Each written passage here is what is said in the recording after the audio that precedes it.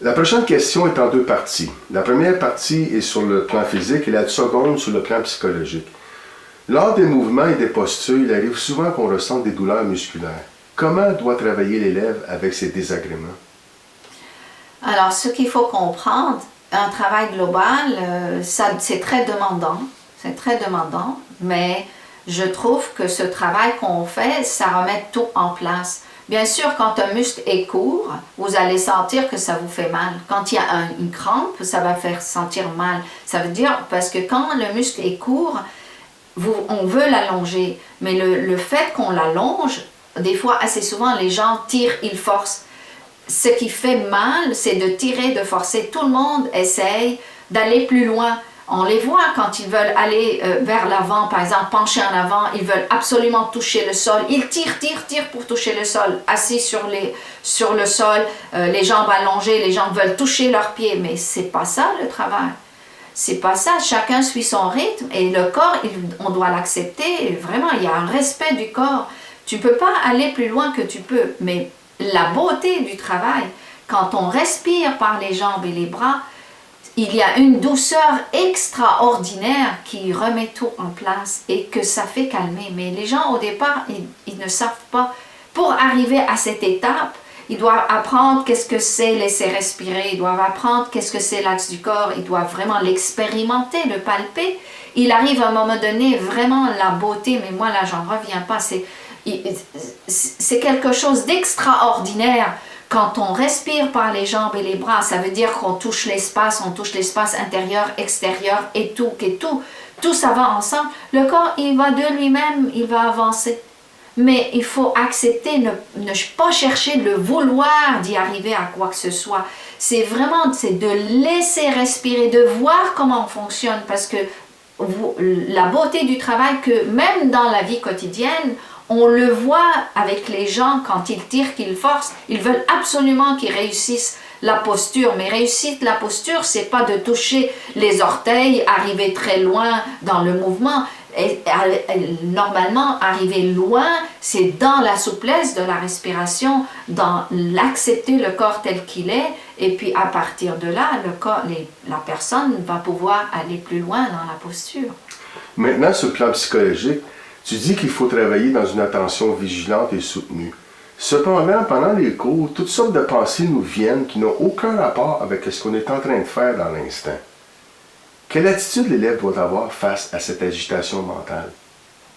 C'est toujours revenir, c'est l'attention. Revenir à la respiration, au contact. Ça, c'est très palpable. Comme dans la vie quotidienne, tu veux éplucher des carottes, si quelqu'un ou n'importe quoi, si tu allais penser ailleurs, que le téléphone sonne ou quoi que ce soit, on n'arrive pas à faire le même travail en parlant au téléphone ou quoi que ce soit. Mais si vraiment on est attentif, même en épluchant, je dis, les carottes ou les légumes ou quoi que ce soit, le contact avec les carottes, là, ça nous fait tout de suite ouvrir la poitrine et les épaules, le contact des pieds avec le sol, sentir, au lieu de laisser l'image mentale rentrer et prendre sa place, le senti corporel, le senti du toucher, le senti de voir, d'être attentif à tout ce qui se passe autour de nous, écouter les oiseaux, le bruit, tout ça c'est très important. Et en même temps, on peut voir les pensées. On voit, l'image mentale c'est un voleur. Et c'est à nous de ramener, c'est de le voir et de ramener et de sentir, et c'est très palpable. Mais comme professeur, as-tu vécu ce genre d'expérience-là d'agitation mentale pendant que tu donnes des cours? Oui, ça m'est arrivé une fois. J'étais contre quelqu'un là intérieurement parce que c'était une histoire que c'est comme si la personne, elle va faire le travail à ma place et puis moi c'est comme si c'est pas à moi de m'en occuper de ce que j'ai à faire. Et cette idée, ça me revenait. Je suis passée, je dis mais moi je suis le professeur et je dois ramener les gens pour qu'ils soient présents. Alors, ça, c'est ce qui m'a donné, ça, c'est exceptionnel que j'ai vécu, et pour moi, c'est palpable, et tout le monde peut le vivre, parce que pendant que j'étais, je ramenais, les pensées venaient. Ça veut dire que la force de cette pensée qui me tenait, ça sortait à la surface, pour que mon corps la libère, mon intérieur la libère.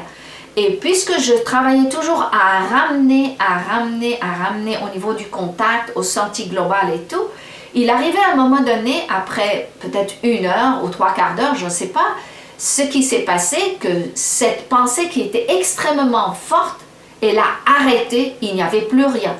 Et même pour l'expérience, parce que c'était la première fois que ça m'est arrivé, j'ai voulu revenir à cette histoire.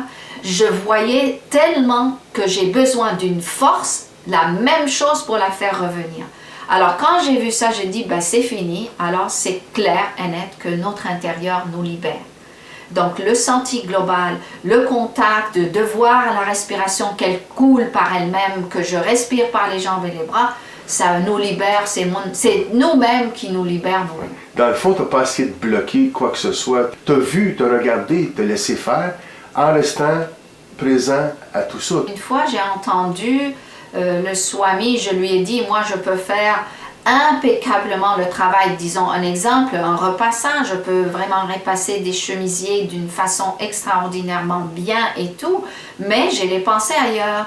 La réponse était, si tu avais la pensée à ce que tu faisais, tu n'aurais pas pu perdre ton énergie, parce que tu auras quand même l'énergie pour toi, et elle reste toujours avec toi.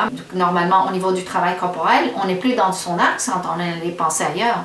Alors quand je dis aux gens qu'on est tous pareils, je suis un être humain comme vous, parce que les gens ont une idée qui est très fausse, que la personne qui est en face de nous, qui nous enseigne, elle n'a pas d'écran, elle peut vraiment être dans son axe. Mais moi, quand j'ai les pensées ailleurs, le corps il est ailleurs, les muscles cramponnent comme ça. C'est comme ça, on est des êtres humains comme tout le monde. Il n'y a pas à idéaliser quoi que ce soit, le travail pour tout le monde doit se faire. Et c'est ça, moi j'en reviens pas, c'est la beauté du travail.